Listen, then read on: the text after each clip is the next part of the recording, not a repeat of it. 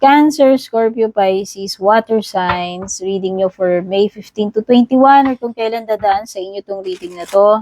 Lahat mo na readings ko dito, timeless kahit kailan yan dumaan sa inyo. Sun, Moon, Rising, or Cross Watchers, water signs.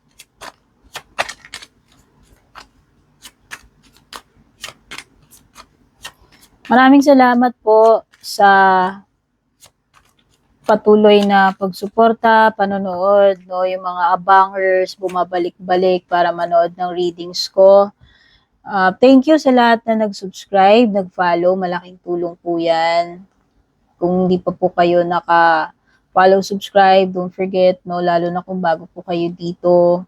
Thank you rin sa mga nagla-like, nagko-comment, nag-share, mga nagpapadala ng star super thanks, hindi nag-skip ng ads, yung mga nag-avail ng membership sa YT channel ko, pati yung nag-avail ng subscription sa aking FB page. Kung gusto niyo ng private reading sa akin, dumiretso kayo sa nag-iisa kong official FB page. Purple tin, may check sa dulo, which means meta-verified. Kayo ang mag-PM sa akin.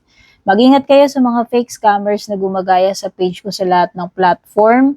Kapag meron na unang nag-chat sa inyo para mag-offer, maghingi ng kung ano-ano, at merong nag-friend request, hindi po ako yun.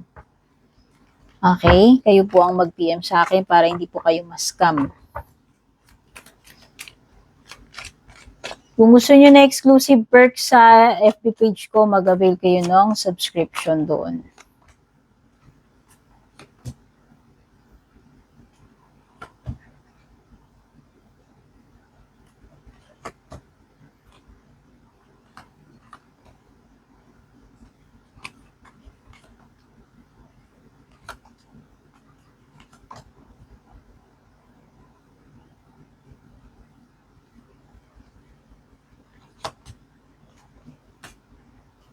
Okay, for the zodiac signs na lumalabas dito sa reading mo, sa ngayon, meron ditong Pisces energy. Cancer, halos sa lahat ng reading lumitaw yung Cancer energy. Yan. So, strong energy ni Pisces, ni Cancer, pero pwede rin may mga Aries, Leo, Sagittarius dito, or other water or earth, no? So, halos lahat naman actually. Wala pa lang air dito. Yun lang yung wala. Okay? Pero strong energy ng Pisces, Cancer.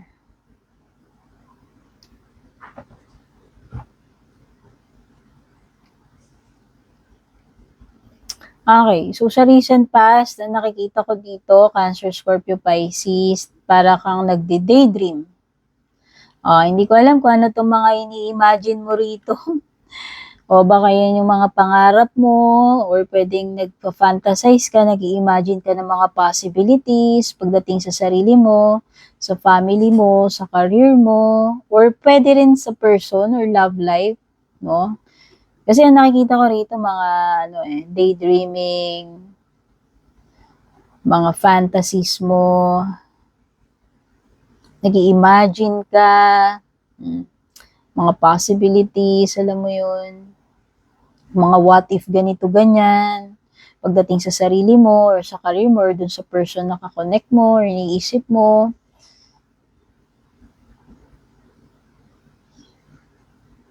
Pwedeng yan yung mga goals mo, mga pinaplano mo, para dito sa iyong mga pinagpapantasyahan, or gustong ma-achieve, no? So, sa present mo, nakikita ko, very busy ka ngayon. Mukhang maraming ganap dito sa present mo. So, yung iba siguro sa inyo, ang trabaho ninyo nasa BPO industry kayo, no, wherein nag-accept kayo ng mga calls, clients, support, etc. Kasi parang ang dami-daming mga calls, no, fast-moving environment siguro yung nature ng trabaho ninyo. Okay, kung saan man yan, nakikita ko dyan na pwedeng ang daming errands, ang daming mga pagta-travel, kailangan puntahan, kailangan gawin, paspasan, ang daming email, phone calls, yun yung nakikita ko. Very, very active, very full of, energy, no? Ang daming ganap. At saka parang ang bilis-bilis. Ang bilis-bilis ng mga bagay-bagay, ng mga pangyayari dito sa present mo. Okay?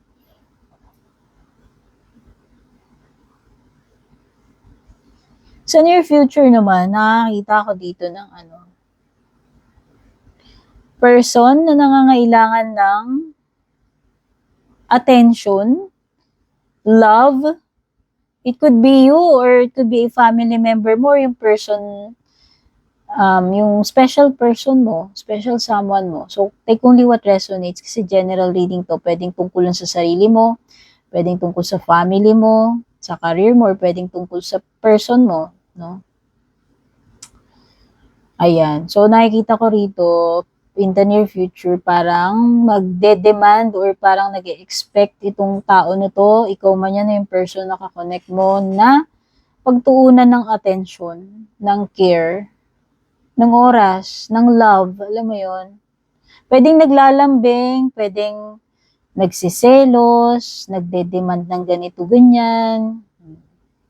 Parang, nakikita ko kasi parang magiging clingy itong person na to, whether ikaw yan o yung kung sino man yung person na kadil mo. Pwedeng magiging emotional, pwedeng magiging, yan, mag-open siya emotionally, pwedeng magta-tantrums, magtatampururot, alam mo yun. Basta parang maggagawa siya ng way para magpapansin sa'yo. Or kung ikaw man yan, no? Take only what resonates na lang. Maglalambing nakikita ko, gusto niya, sikasuin mo siya, gusto niya lambingin mo siya, gusto niya maramdaman sa'yo na special siya sa'yo, na ipaprioritize mo siya, paglalaanan mo siya ng oras, attention, love, etc.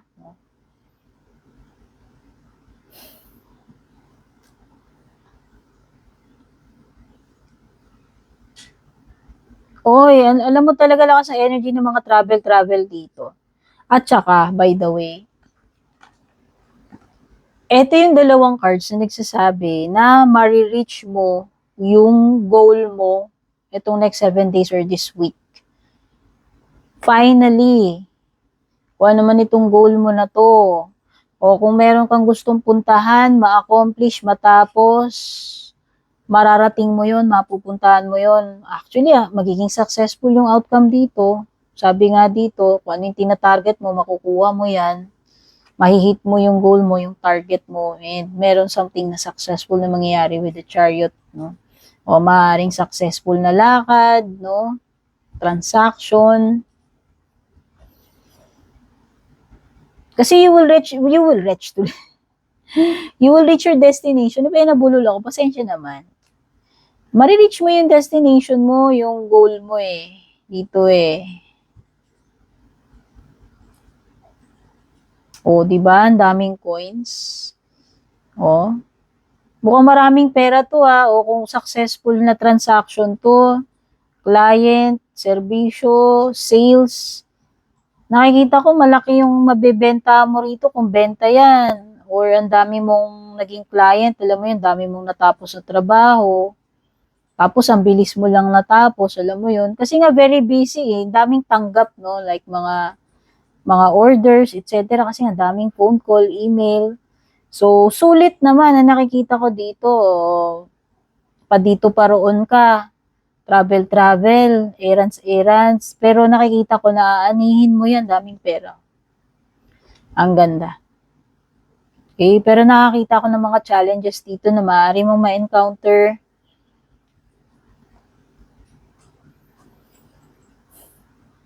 Nakakita rin ako dito ng parang bugbog, pagod with the 9 of Wands. Pero worth it naman, di ba? Kasi dami mo ang kikitain dyan So, sa tingin ko, okay lang yun. Bawi ka na lang ng pahinga, o di ba?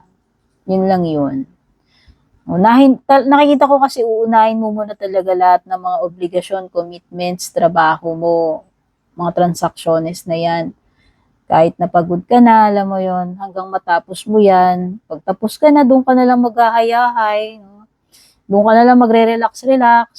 No? Tapos, ang dami mo pandatong kasi nga, kinareer mo lahat yan Okay?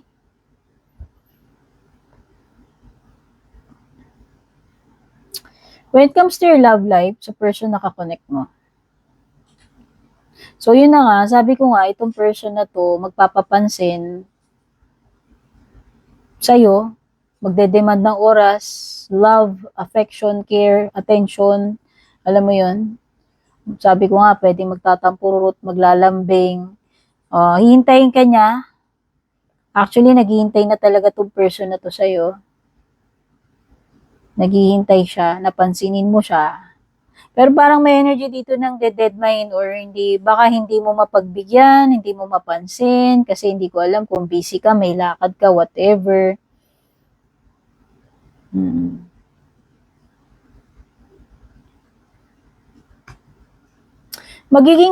Mag-open up emotionally, pwede rin naman. Pwedeng heart to heart talk. Kaya lang parang ikaw, for some reason, hindi ko alam kung sino sa inyo yan, meron ditong mag-open up, pero parang, ang mafe-feel is rejection or pwedeng, ang mafe-feel is, hindi kasi siya nabibigyan ng attention, pansin. So yan, kung ano man ang gagawin nitong tao na to, person na kakonect mo or ikaw yan, gagawa siya ng, ewan ko kung anumang bagay yan this week para lang makuha yung attention mo, para lang pansinin mo siya.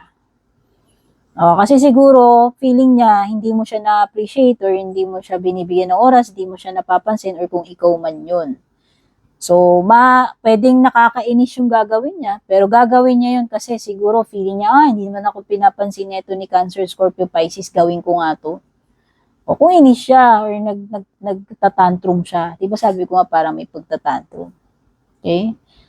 So, basta, gagawa tong person na to ng something para makuha yung attention mo. No?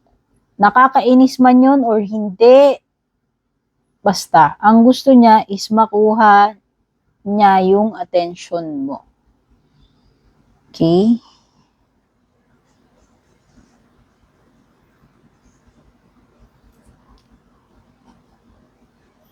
Kasi itong person na to, ang gusto niya sana mangyari sa inyo is, this person is aiming for stability. Gusto niya magtagal kayo, alam mo, nakikita ko wala siyang plano na bitiwan ka, ipamigay ka, i-give up ka. Yun yung nakikita kong energy niya. Hindi, alam mo yung by hook or by crook, gusto niya makuha ka niya or makuha niya attention mo. Ito yung person na hindi siya basta-basta mag-give up, alam mo yun, or hindi siya mai-intimidate. Alam niya yung gusto niya eh. Alam niya kung ikaw yung target niya, ikaw yung gusto niya.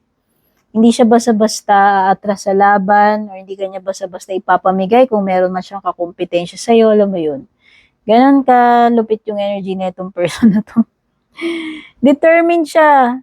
Determined siya talaga. Kaya ito yung person na kahit i-ignorein mo ng ignorein, alam mo yun, hindi mo siya, you cannot totally get rid of this person. Yun lang yung masabi ko. Okay? Kita-kits sa next reading, babush.